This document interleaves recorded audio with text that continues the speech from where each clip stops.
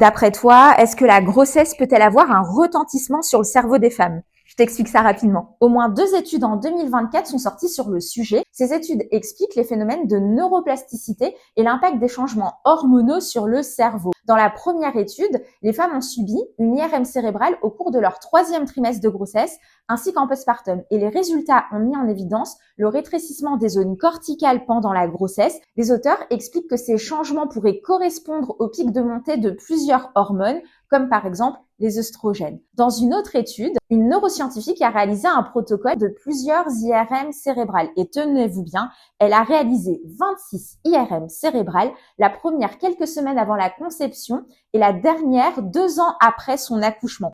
Je te jure ce qu'il faut pas faire pour faire avancer la science. Au total, 400 zones différentes du cerveau ont été analysées. Et à partir de la 9e semaine de grossesse, 80% de ces zones présentaient une diminution significative de leur substance grise et de l'épaisseur corticale avec une moyenne de perte de 4% par zone. Et les zones les plus atteintes étaient celles constituant le système limbique, impliquées dans la gestion des émotions, les processus des mémoires et d'apprentissage. Et cette perte de volume de substance grise persistait à 2 ans après le postpartum. Bref, la grossesse, c'est clairement pas de tout repos. Et surtout pas pour ton cerveau, haha.